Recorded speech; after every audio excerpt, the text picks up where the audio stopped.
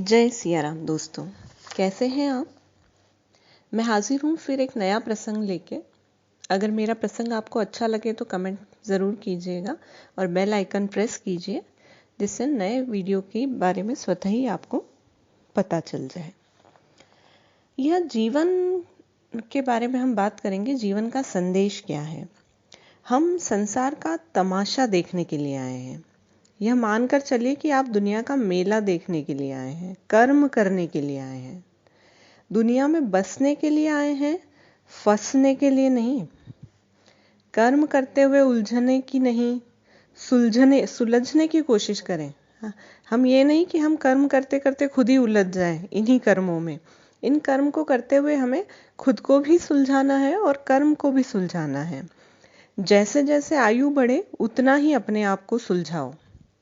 दुर्भाग्य यह है कि आयु बढ़ती जाती है और हम उलझते जाते हैं दुनिया में। किसी ने कहा है कि हे मनुष्य, अपनी सामर्थ्य शक्ति को याद कर। तेरी सामर्थ्य शक्ति कितनी है। जो तुझसे हुआ उस अतीत को याद कर। बीते हुए कल पर विचार कर। नई प्रेरणाएं ली जा सकती है। मृत्यु भी एक ऐसा संदेश है जिससे आप नई प्रेरणाएं ले सकते हैं। यह जीवन वाकई में एक संदेश है। मृत्यु भी क्या है? मृत्यु भी एक नई यात्रा की तैयारी है। जब कोई व्यक्ति यहाँ से चला जाता है तो हम उसके लिए क्या भाषा बोलते हैं? हम बोलते हैं कि वह व्यक्ति चल बसा। चल बसा क्यों कहते हैं? मतलब कि वह यहाँ से चला गया और वहां जाकर बसा, ऐसे ही बोलते हैं। यहां से गया और वहां जाकर बसा, अर्थात यहां से जरूर उजड़ गया है लेकिन जाकर कहीं आबाद हो गया है। ये आवागमन का चक्र जिसमें ये आत्मा चलती रहती है, आती जाती रहती है। और अब तो इतना कुछ सिद्ध किया जा चुका है। कई कहानियां हमने सुनी है जिसमें पुनर्जन्म के बारे में भी बात हुई है। तो ये जो शरीर है हमारा, ये यात्रा करता रहता है। इसी के लिए एक कथा यहाँ पर शेयर करना चाह रही हूँ, जिसमें हमारे शरीर के बारे में ही कुछ बताया गया है। एक सेठ जी थे। कोई सेठ जी जैसे कि नॉर्मल होते हैं, जिसने बहुत ही सुंदर मकान बनाया था और अपने मकान से बहुत प्रेम करता था। बहुत ही अच्छा मकान बनाया था। एक दिन दुर्भाग्य से उस मकान में आग लग गई। तो आसपास के लोगों ने कहा, अरे सेठ जी, बहुत बुरा हुआ आपका, इतना सुंदर मकान जल गया। सेठ जी ने उन सबकी तरफ देखकर कहा, मुझे भी दुख उतना ही है जितना तुम लोगों को है। यह सुनकर लोग कहने लगे, अरे सेठ जी, हमें क्या दुख, मकान तो तुम्हारा था।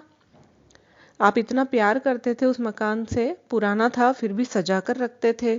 और कोई बच्चा अगर गलती से खेलता हुआ दीवार पे कुछ रेखा खींच दे या आपके मकान में कुछ कर दे तो आप लड़ने मरने को तैयार हो जाते थे। अब जब आपका मकान जल गया तो आप कहते हैं, मुझे उतना ही दुख है जितना कि आपको है। तो यह बात तो समझ में नहीं आई। सेठ जी बोले, भाई, मैंने अपने मकान का बीमा करवाया हुआ है।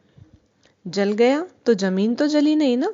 पुराना मकान था, अब नए नक्शे पर नए मॉडल का मकान बनाऊंगा तो पैसे तो पूरे मिल जाएंगे। यह बात किसी महात्मा ने सुनी, वह भी वहीं खड़े थे, और सुनने के बाद कहा, सेठ, तू बड़ा समझदार है, लेकिन एक समझदारी की बात हम भी तुम्हें कहते हैं। यह जो तुम्हारा शरीर है ना, यह भी एक मकान है और आदमी अपने अपने हिसाब से इसे सजाता है। भले ही कितना पुराना मकान अर्थात शरीर हो, परंतु देख रेख तो हर आदमी करता है, पूरा ध्यान रखता है। परंतु यह भी सच है कि और किसी मकान में आग लगे या नहीं, लेकिन इस मकान में आग लगनी जरूर है। और आग लगाने वाला कौन होता है? कोई और नहीं, आपका अपना बेटा ही होगा, जिसको आप बहुत प्यार करते हैं। वही आग लगाएगा और उसकी पूरी कोशिश होगी कि इसे जलाकर खाक कर दिया जाए। यही नियम है। महात्मा जी ने पूछा, सेठ जी, मकान का तो बीमा करा लिया, पर यह जो शरीर वाला मकान है आपका, उसका बीमा करवाया या नहीं करवाया? तब सेठ जी ने कहा, पता नहीं कि क्या जवाब दूं, लेकिन आध्यात्मिक जगत में बीमा होता है। महात्मा बोले, और उसके लिए आपको कितनी किश्तें देनी होती है? 6 किश्तें देनी होती हैं, हर रोज देनी होती हैं। उन्हें याद कर लीजिए। क्या है ये 6 किश्तें? जी, हर दिन एक काम सेवा का जरूर करो, एक किश्त तो यह होगी। दूसरी किश्त सुमरन करना, जिस परमात्मा को, जिस प्रभु को आप मानते हैं उनका सुमरन करना, उनको रोज याद करना।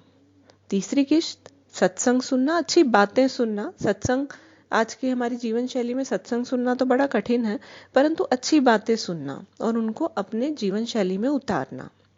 चौथी किश्त स्वाध्याय करना, मेडिटेशन करना या अपने आप को शुद्ध करना। पांचवी किश्त है संतोष करना, जो भी कार्य करें, जो भी आपको मिला है जीवन में, जो भी चीज आपके पास है उसी में हम संतोष रखें। छठी किश्त है समर्पण, हर जगह हमें समर्पण का भाव रखना है। ये 6 किश्तें अगर आप देते हैं तो हम ये आध्यात्मिक जगत में यही कहा जाता है कि आपने आपका बीमा करा लिया है। संत कबीरदास जी ने एक दोहा कहा है बहुत अच्छा, जिसे मरने से जग डरे मेरे मन आनंद, जिस मरने से जग डरे मेरे मन आनंद, और मरकर ही पाइए पूर्ण परमानंद। अर्थात मरने से डरने से कुछ नहीं होगा। इसमें इस मरने के डर से ही मेरे मन में आनंद आता है, और मरने के बाद ही हमें पूर्ण परमानंद यानी पूर्ण ब्रह्म या पूर्ण परमात्मा मिलेंगे। तो यह 6 किश्त तो हमें देनी है जिससे हम हमारा बीमा कर लें और फिर हम मोक्ष को प्राप्त हों। तो मित्रों, कैसा लगा ये प्रसंग आप जरूर बताइएगा। धन्यवाद।